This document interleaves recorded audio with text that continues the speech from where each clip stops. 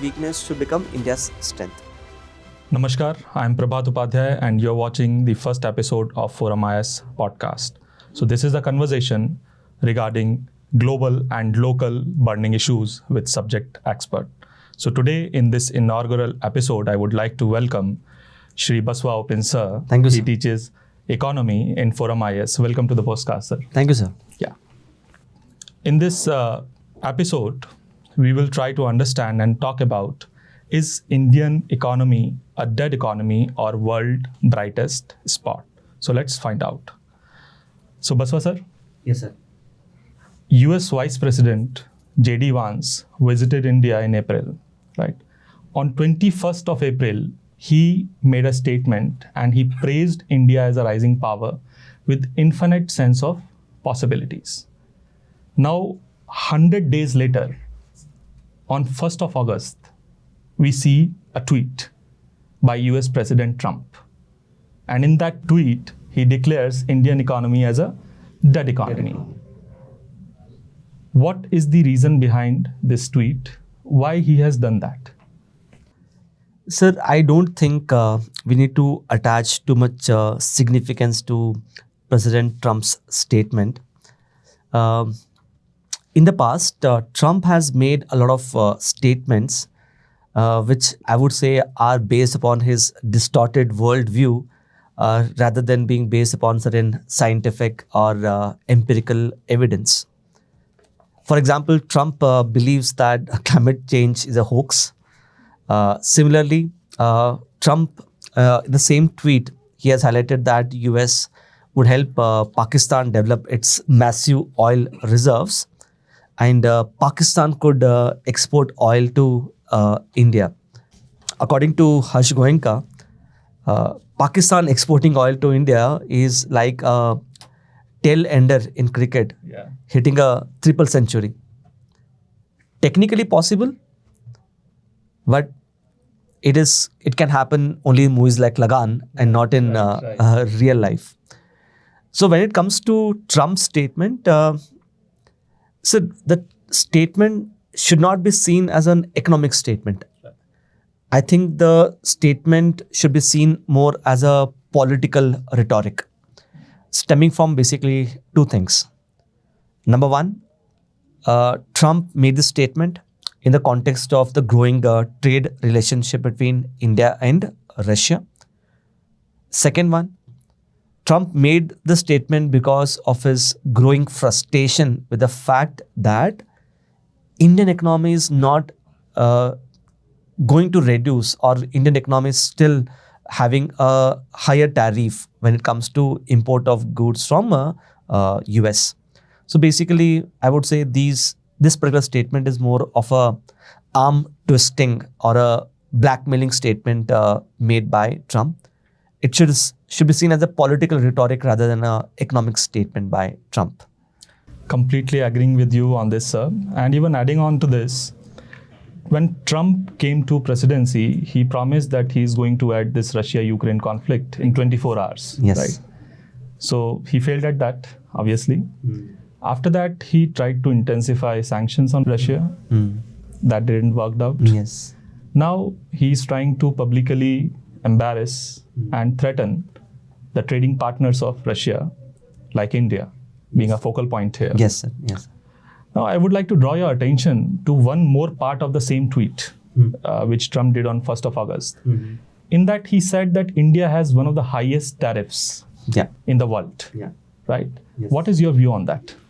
Sir, here I would like to quote from GTRI, Global Trade Research Initiative. It's a think tank. This think tank has carefully analyzed the India's customs duty or the tariff. For our viewers, basically, I just want to convey what is tariff. Tariff is basically a tax which we would have to pay on import of the goods.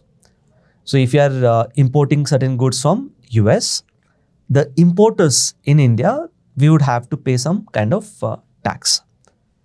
It is basically done in order to, number one, earn revenue. It's a source of revenue. Right. And second is to protect our domestic industry. Sir, if you see our tariff, right? So the range from 0 to 150%. This is the average tariff in India. But so on majority of the goods that India imports, the tariff is actually lower. GTRI has found out that on only 5 products, the tariff is more than 100%. So the tariff could be 100%, 125%, or up to 150%. These 5 products include like whiskey, wine, that is alcoholic beverages, automobiles, cars, bikes, etc. So there are few products on which the custom duty, yes, I understand it is more than 100%. But on majority of the goods, the custom duty is lower.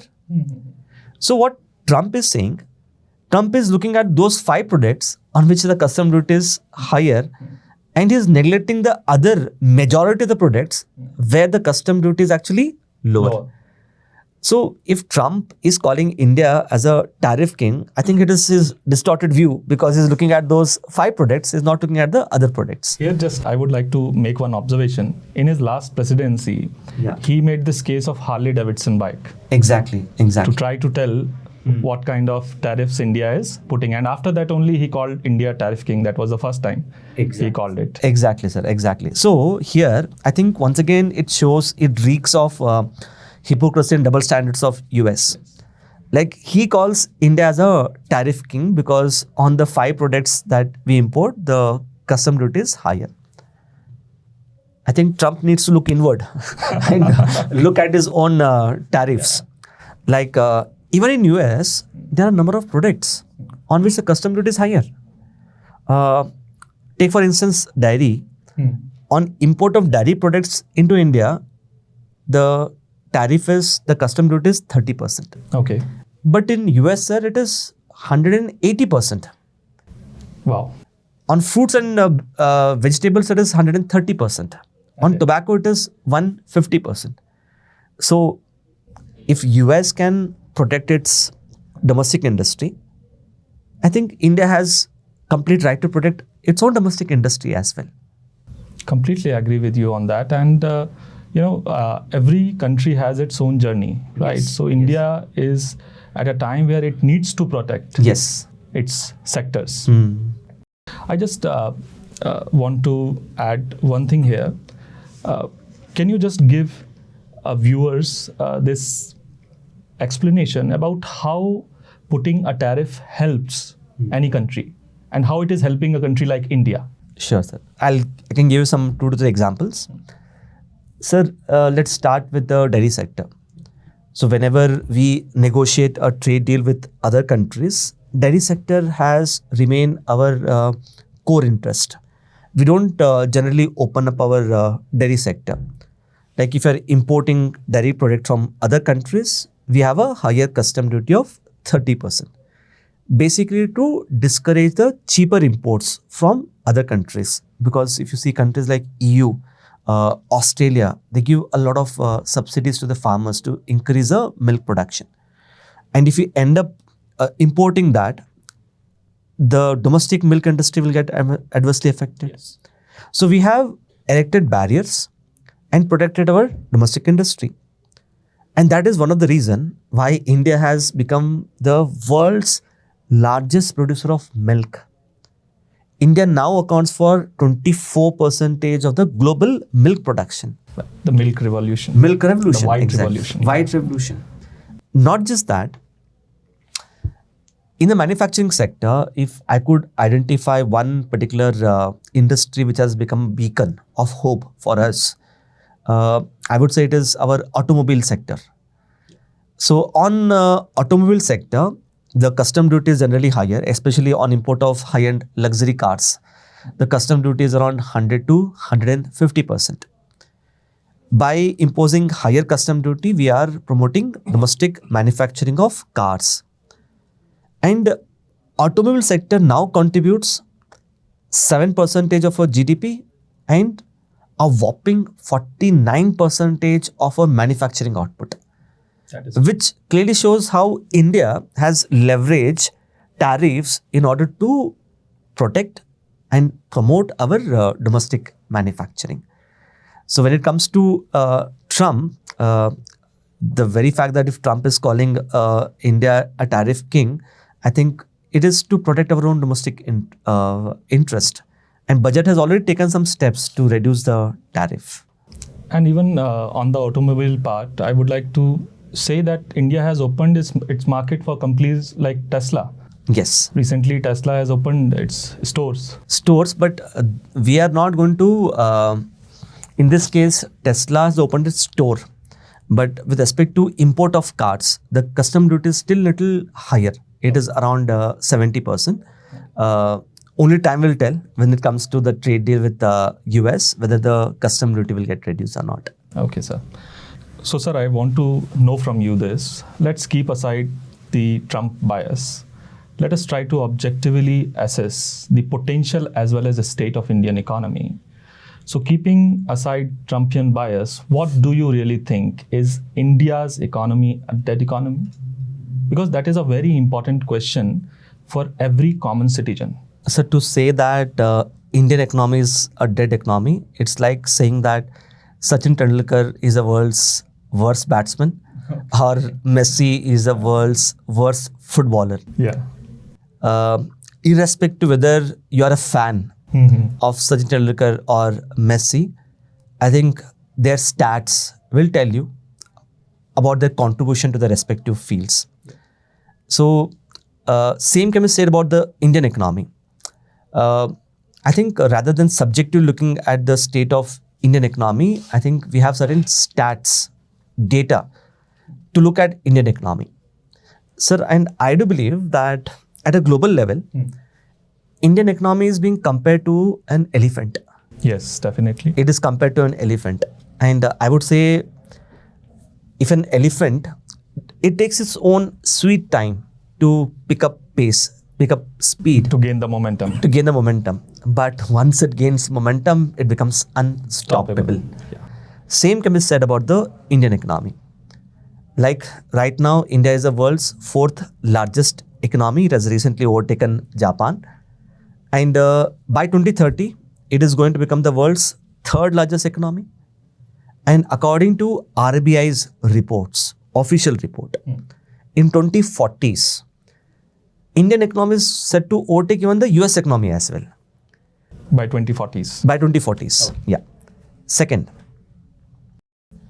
the rate at which we are growing every year, which we call it as GDP growth rate, that is considered to be highest among the major economies. Like our GDP growth rate is around 6.5% against 2.5% growth rate of US. Third point, every year the global economy is growing. And it is being said, India is contributing almost 18% to the growth of global economy against 11% contributed by US. So it's like saying if global economy is growing by $100 every year, India is contributing $18 and US is contributing $11. It is the statement made by RBI governor actually. Fourth point, every country, sir, whether it is developed, every country needs to borrow money because the tax that they collect is generally insufficient. Even US also borrows money. So if you look at our total borrowings, how much money we have borrowed, it is around 85% of our GDP. But in US, it is much higher actually. In US, it is around 125%. Okay. So that way, our debt is lower as compared to US. And coming back to your question, sir, whether Indian economy is a dead economy, which I said it is not a dead economy. Rather, I would say it is the world's brightest spot. Just few days back, I would say 4 to 5 days back, there's an article in the Hindu newspaper which highlighted that Indian economy is in a Goldilocks zone. Okay, sir. So what is this Goldilocks zone? Goldilocks zone, yeah. Sir, in space, generally we say that if there's a star, so the star is very bright. Yes. It's very bright and it is very hot. So if the water is very close to the star, the water will get evaporated, sir. Right. And if water is very far off from the star, Right. the water will exist in a solid form. Okay. So if water has to be in the liquid form, it should be neither be very close to the star nor it should be very far from the star. It should be at a optimum distance. Sweet spot. It is like a sweet spot, exactly. Right. And if it is in a sweet spot, water exists in liquid form. And if water exists in liquid form, the life thrives. Right. It is being said Earth is in that Goldilocks zone of the sun. So I would say Indian economy is that in that sweet spot now. So because it's a sweet spot, I do think that we should be able to achieve the vision of Viksit Bharat. That is so good to hear, sir. And lastly, to add to this, sir, Yeah. Trump says Indian economy is down. And according to Palki Sharma, she says Indian economy is not down. Rather, Trump's approval ratings are down. Okay. So recently it has highlighted that his approval rating has come down to its lowest level in his second term. Okay. So Indian economy is not down, rather his approval rating is down. So just you mentioned this, I also happen to remember that when JD Vance visited India, Yes. he told Prime Minister that your approval rating make me jealous. Yes, exactly, sir. Okay, sir. So we have been able to talk about that Indian economy is one of the fastest growing economy, right? And even Amitabh Kant has said that Indian economy is anything but a dead economy. Yes, Right. exactly. However, the stats that you have presented give a very favorable view of Indian economy. Exactly. But the problems like inequality exist in India. There is a report by World Inequality Lab which says that 1% of the richest Indian hold 40% of the wealth and 23% of the income. Yes. And not only this, it says that in terms of income distribution, India is the most unequal country. Yes. What do you say on this? So with respect to facts, yes, it's a fact. But I just want to look into this particular fact in under great detail. A number of economists have raised concerns with the World Inequality Lab. I'll share my concerns with the World Inequality Lab report. Sir, it is talking about income inequality, right? So it is measuring what is the percentage, what is the income which the people are earning in India.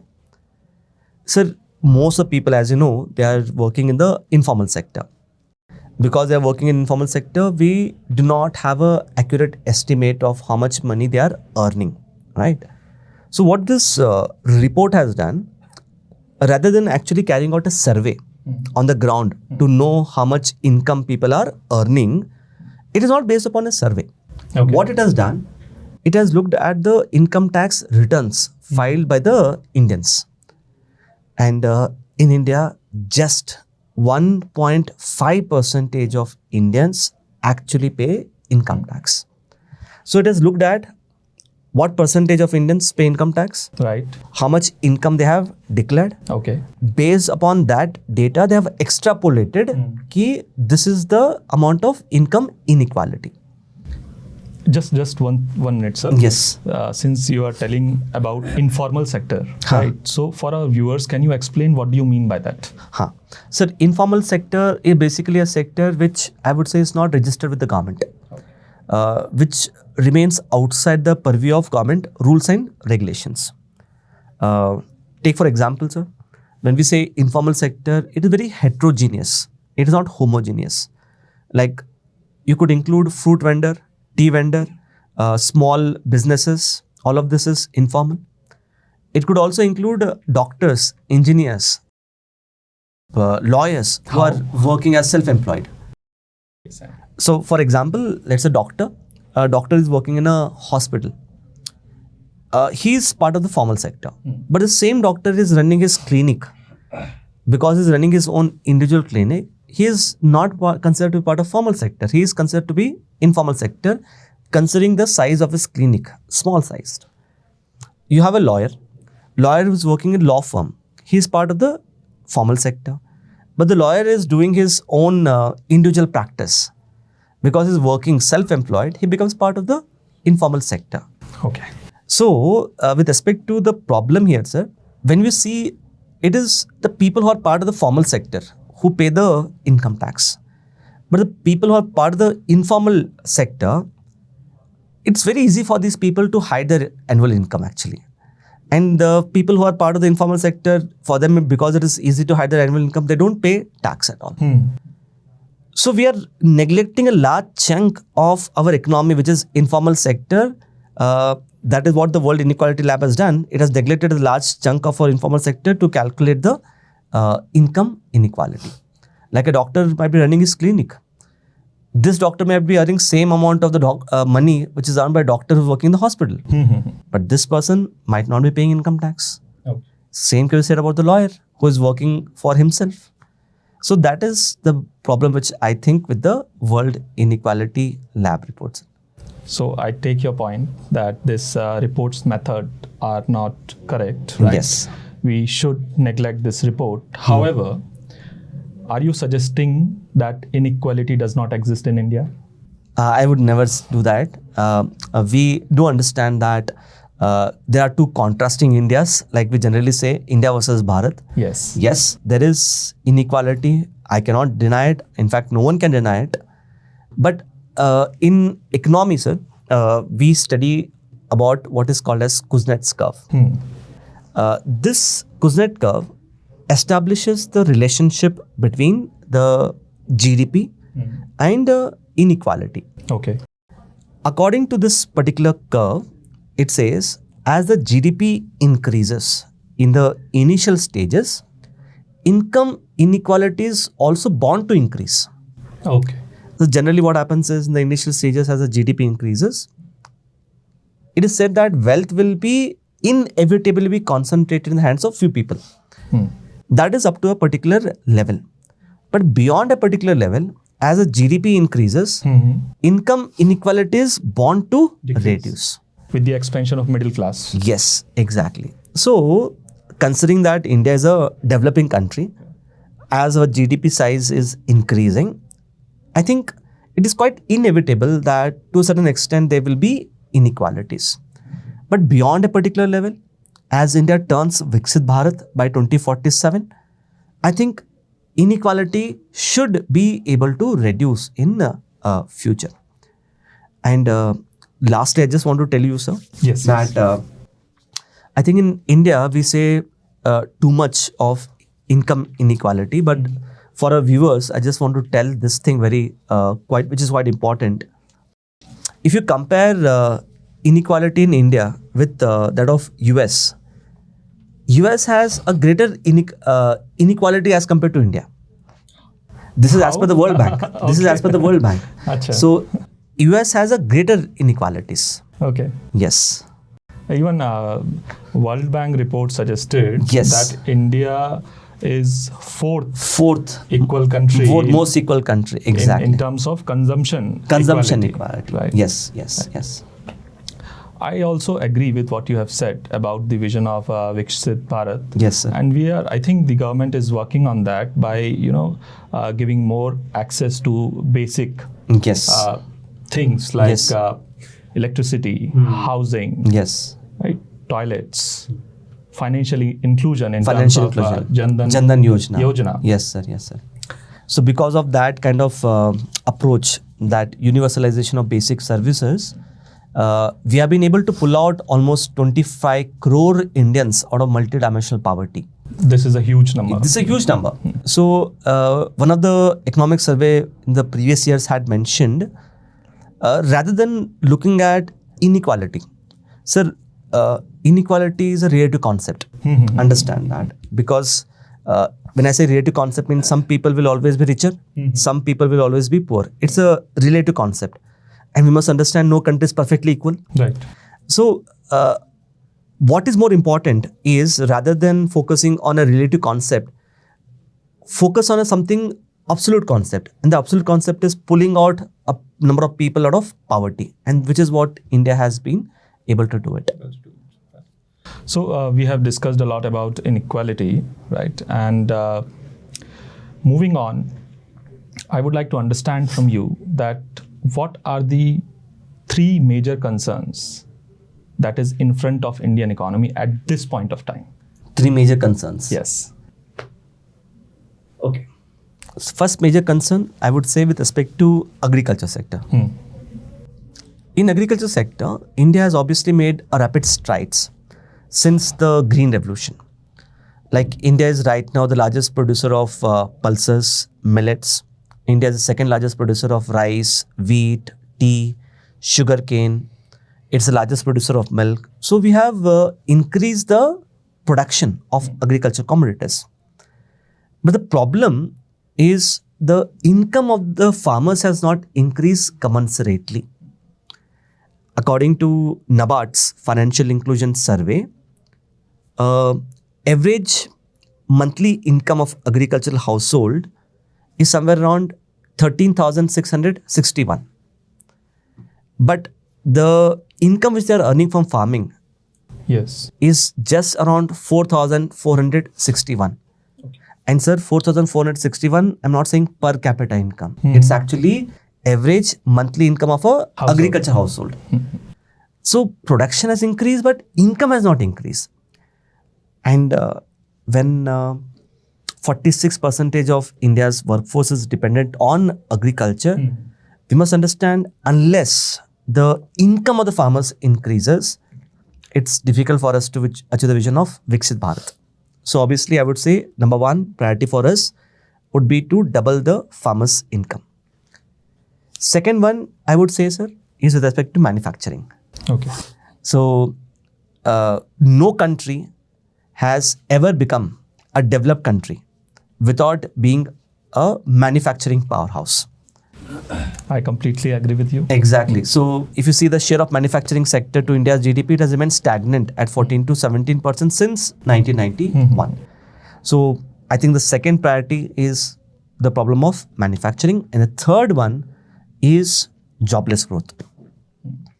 On one hand, India takes a lot of pride in the fact that we are having a large chunk of a population in the working age group, which is demographic dividend.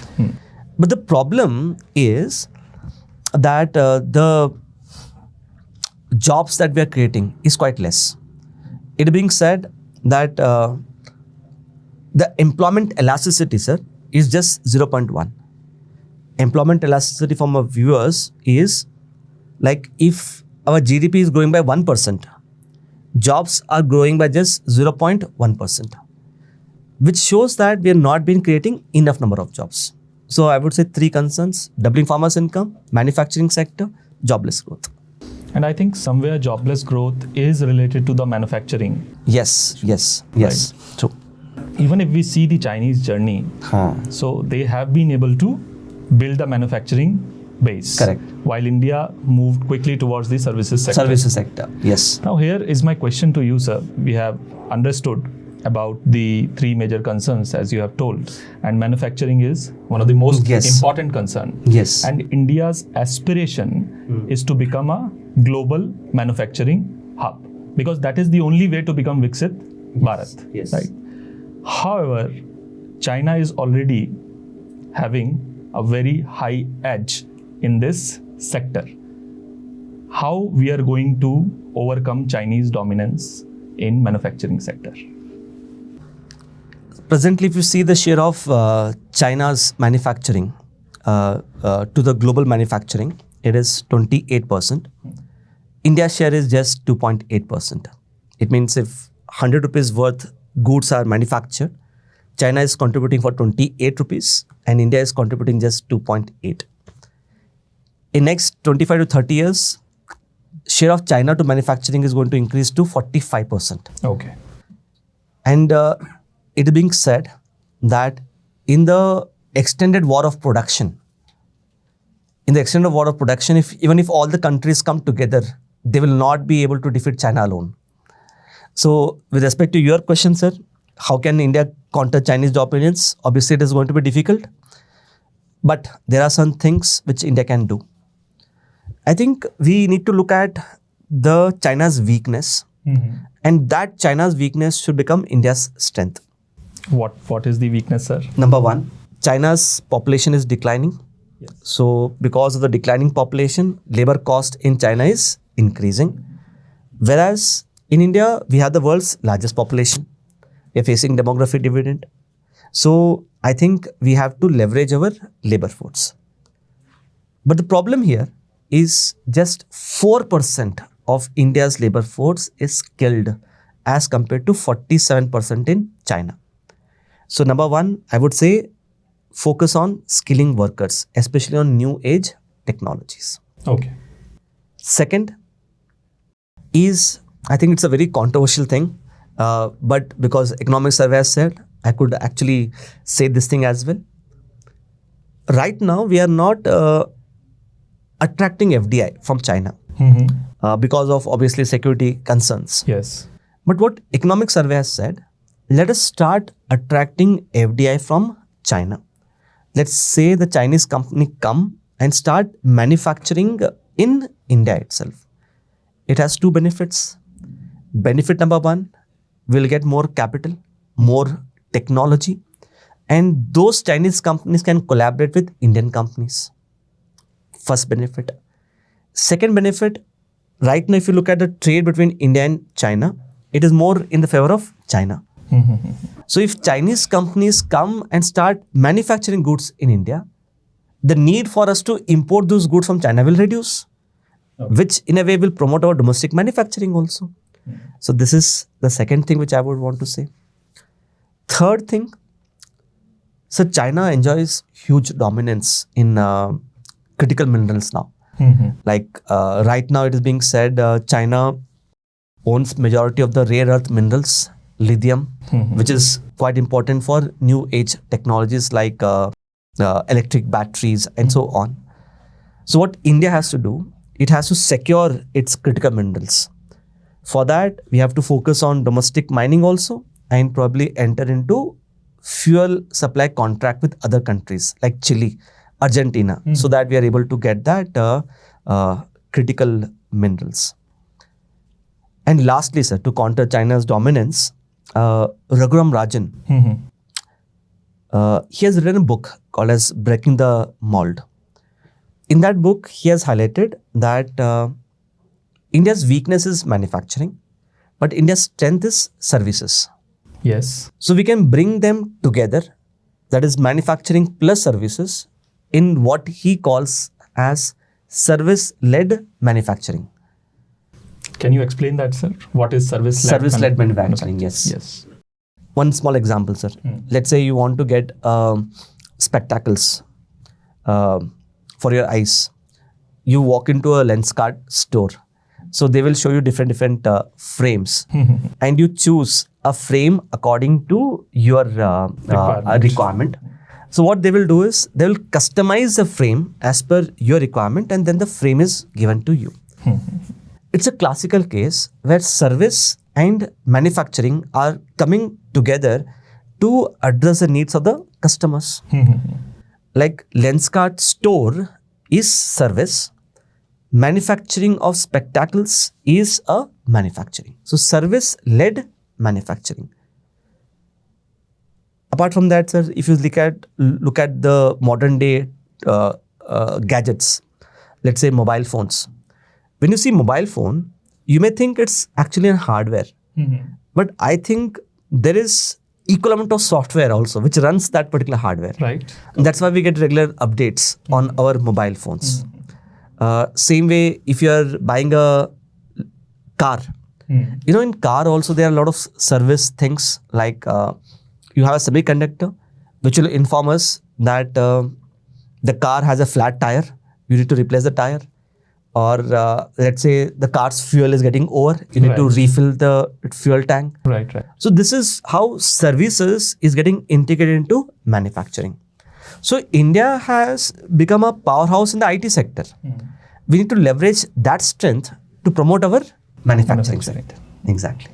Okay. So I appreciate the views of economic survey that India should get the FDI from China and collaborate with it. But I have a point here, sir.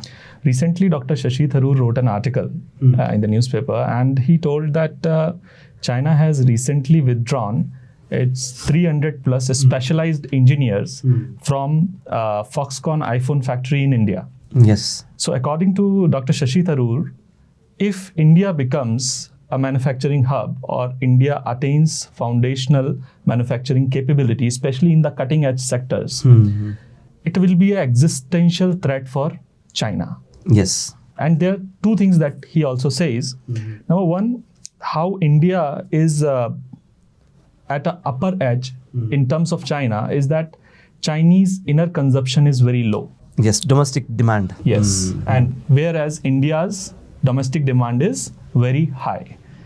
Most of the Chinese companies are overproducing. Yes. So that is why they are dumping also. Yes, yes. Right. So so no country, sir, no country can ignore a big market like India. No country can ever ignore India. So the time will tell how much China would want to share technology with India. Exactly. So my next question for discussion with you is that we have discussed about Indian economy, its prospects, and the challenges it is facing. Can you suggest one major reform that Indian economy should focus on right now? One major reform. Yes. Okay, obviously there are multiple, sir. But if you want me to tell one major reform, which is very, very critical for India, I think it is deregulation with respect to factors of production. That is land, labor, capital, and entrepreneurship. What has to be done before that? I'll tell you why this is very critical, sir. Okay. If you go back in history, whenever any country has become a developed country, to become a developed country, they have leveraged the global economy, sir. When I say leverage the global economy means they have focused on free flow of goods, free flow of capital, free flow of people. By doing that, they have become a developed country. Take for example, British during the Industrial Revolution. They got raw materials from India. That raw material they processed into finished goods and sold it to India. Japan, after the Second World War, it was completely devastated. But next 10 to 15 years, Japan went on to become an industrial powerhouse by focusing more on exports. Same can be said about US or for that matter, China as well. All of these countries, they have been able to attract more capital. They have focused on goods, export of goods and services. So when these countries are growing, I would say the global economy was also aligned, or it also helped the growth of these economies. The stars were in the place. Stars were aligned for these countries. Unfortunately for us, when we want to become Viksit Bharat, the stars are not aligned because slowly the world is becoming closed. Like we can see that happening with respect to reciprocal tariffs being proposed by Trump or protectionist policies followed by the developed countries. So because unlike other countries, we cannot rely too much on the global economy for exporting, for capital, for technology and so on. I think now we have to focus more on domestic levers. So that is the first thing. With respect to domestic levers, land, labor, capital and entrepreneurship, I think there are a number of problems.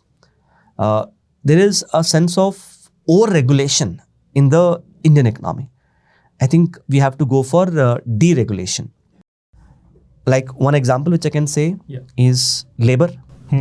Like there is a restriction on number of maximum hours a worker can work. Let's say around 10.5 hours in India on an average. In other countries like Bangladesh, it is somewhere around 11 to 12 hours. In Vietnam, it is 12 hours. In China, in fact, there is no limit only. No limit. No limit.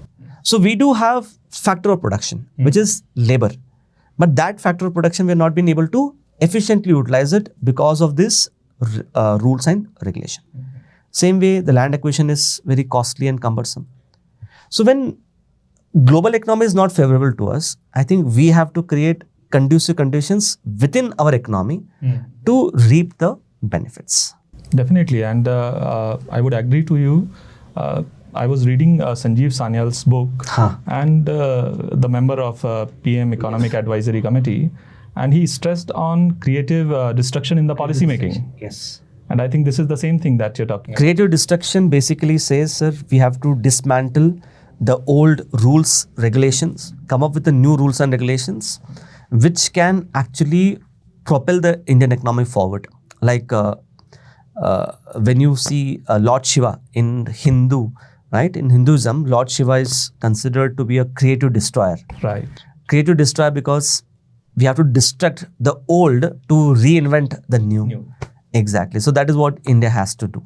Great, sir. And now moving back to our original first topic, the tussle that is going on between India and USA, the tariff, if I can say a tariff war, although it is not a war, we have not reciprocated yet.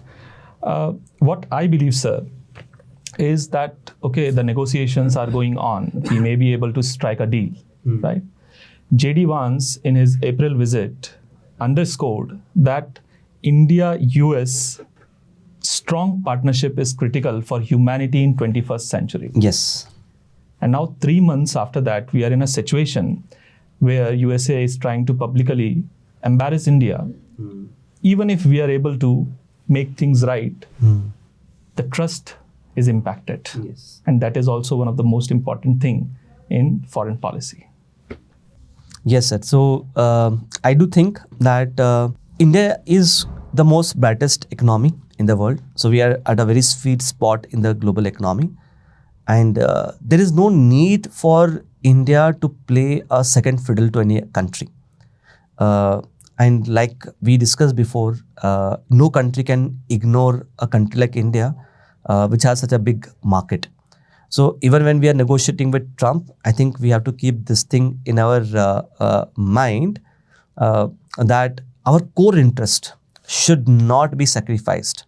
If Trump has his core interest, even India has its own core interest, and we should never sacrifice our core interest. And that should be what should be the basic goal in the Indo-US talk. Thank you, sir, for this enriching discussion. I hope the viewers have been able to get some value in terms of Indian economy, its state and potential. I would like to thank you very much in joining this inaugural podcast. I hope we will meet again here. Sure, sir. Sure. So Thank you, for viewers, I thank Basava Uppin, sir, for joining this podcast. And for viewers, we will meet again with a new burning topic.